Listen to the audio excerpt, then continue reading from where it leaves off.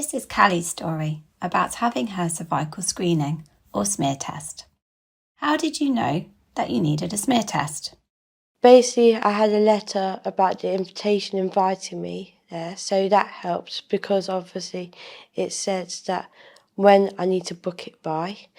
And then I went to the GP surgery and asked for an easy read on the smear test, and with that I looked at it and it helped me a bit more to understand about what to expect. Can you take someone with you? You can bring someone with you if it makes you feel more comfortable. How long does it take? I just went in and just basically had it done and over with, so I didn't really need a long appointment, but they did say to me if I needed to stop at some point, then just to let them know. What should you wear? I would wear loose clothing, depending on the weather really. But I used to just wear leggings because it's easier just to slip off. Did you feel worried about going to your appointment? So when I went for my first smear test, it was obviously I was nervous, but when obviously my mum's a nurse, so she explained a bit about it because I asked her questions.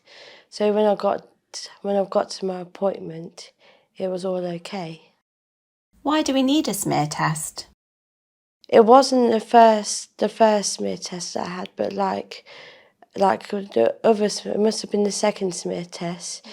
They found that I had obviously HPV, which is the virus that is one of the causes of getting cervical cancer. How did you find out about having HPV?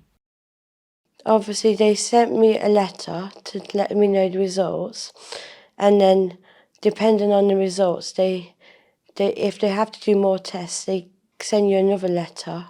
Or, for example, the hospital ends up calling me myself, mm-hmm. And they asked me to come in to do further tests.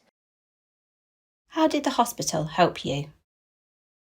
The trip at the hospital, my mum came with me, but the lady spoke to us beforehand, telling us what was going to happen, and it reassured me that it was all going to be okay. Tell us about the treatment. Well, I didn't need any treatment at all. They just did more tests on me, but the lady said that everything was all right. She didn't need to do any more tests or anything else. She told me that one of the main things is to stop smoking because that would help in a way, because if I was still smoking, that's what she said to me, that's one of the reasons why the virus could be kept in me still. Okay. So I've done that, I've stopped smoking, and then she's also told me to come to my appointment, which is this year, because I have to come to this appointment to see whether it's gone or not. Okay. And if it's gone, then that's a good thing, but if it's not gone, then that's 3 HPV positive in a row, and then I think that's when they do more tests on you. Is it true that you don't need to have a smear test if you've never had sex before? That's not true. You can get the virus through skin-to-skin contact. Do you have any top tips for other people going for their smear test? The best thing to do is to go and get a smear test done if you've been invited to go, because at the end of the day it could save your life.